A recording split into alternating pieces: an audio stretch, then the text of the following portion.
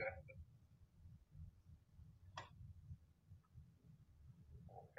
mesti tetap tegas.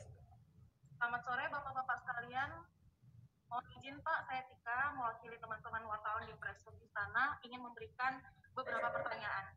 Yang pertama terkait bagaimana update progres pengadaan obat COVID-19 Molnupiravir di Indonesia, dan izin Pak konfirmasi bagaimana koordinasi dengan perusahaan Merck terkait izin penggunaan dari FDA dan pemberian hak paten untuk dapat diproduksi di dalam negeri. Itu yang pertama.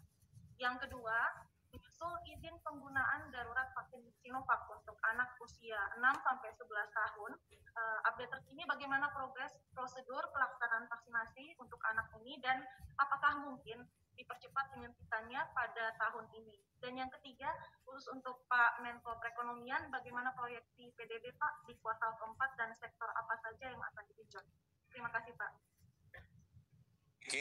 Saya pikir nanti Menteri Kesehatan dan Menteri Perekonomian akan jawab detail.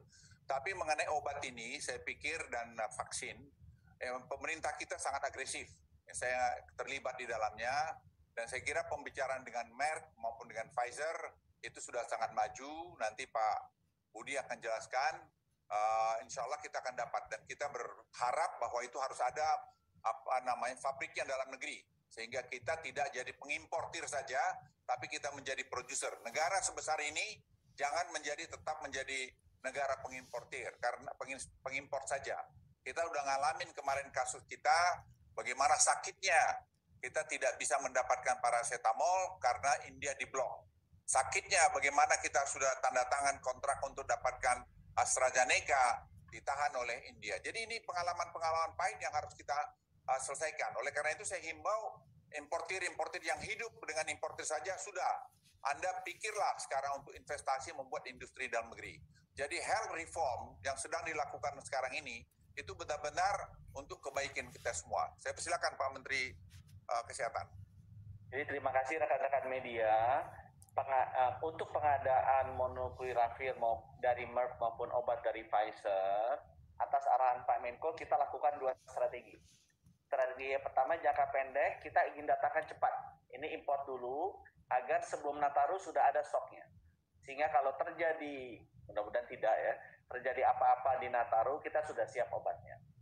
Tetapi siapa yang akan kita pilih nantinya adalah yang seperti tadi Pak Menko sampaikan. Dia harus memberikan komitmen agar dia bangun pabriknya di Indonesia. Jadi jangka menengahnya kita akan memilih nanti perusahaan-perusahaan yang kita import obat jadinya, tapi mereka berkomitmen untuk membangun pabrik di Indonesia. Bisa dia invest langsung, bisa dia kerjasama dengan perusahaan BUMN atau swasta, yang penting dia bangun pabriknya di Indonesia. Dengan demikian, ketahanan dari obat-obatan ini bisa terjadi. Dan dua-duanya terus kita lakukan diskusinya. Minggu ini Pak Menko sendiri akan memimpin diskusinya dengan dua perusahaan tersebut, yang mudah-mudahan kita bisa selesaikan dalam waktu yang tidak terlalu lama. Terima kasih. Terima kasih. Jadi yang terkait dengan pertanyaan terkait dengan pertumbuhan ekonomi, pemerintah melihat bahwa angka 3,5% di kuartal ketiga ini sudah baik. Dan kalau kita lihat beberapa sektor di atas pertumbuhan nasional, seperti di sektor industri, dan juga kita lihat bahwa keyakinan konsumen juga sudah relatif membaik.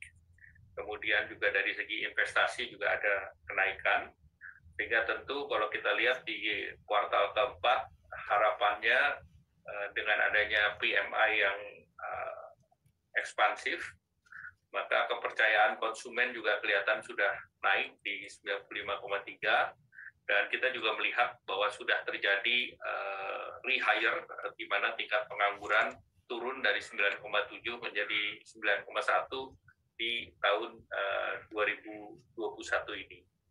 Nah, kalau kita lihat dari segi stabilitas, cadangan devisa kita baik, kemudian neraca perdagangan juga positif, demikian nilai tukar dan IHSG relatif stabil, dan transaksi berjalan juga baik, sehingga tentu ini merupakan resiliensi kita terhadap gejolak perekonomian, termasuk kita diprediksi oleh berbagai lembaga bahwa Indonesia siap untuk menghadapi tapering yang dilakukan oleh US. Dan beberapa negara, beberapa lembaga relatif bullish terhadap Indonesia. Di proyeksi perekonomian misalnya IMF memperkirakan di angka 5,9, kemudian yang lain misalnya ADB juga di angka di atas 5% ataupun World Bank.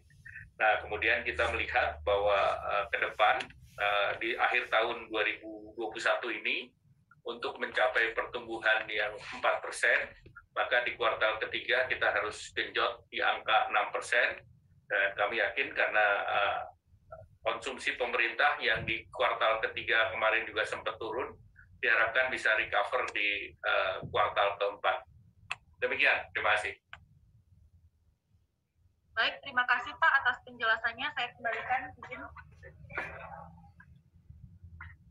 Baik, terima kasih Bapak Menko dan Bapak Menkes atas penjelasannya. Demikian Bapak. Terima kasih. Bapak. Ya, terima kasih sekali lagi. Wassalamualaikum warahmatullahi wabarakatuh. Thank you, Kak. Thank you, Bud. Tidak euforia yang berlebihan, kita semuanya harus percepat proses vaksinasi ini dan tetap taat terhadap protokol kesehatan, terutama memakai masker.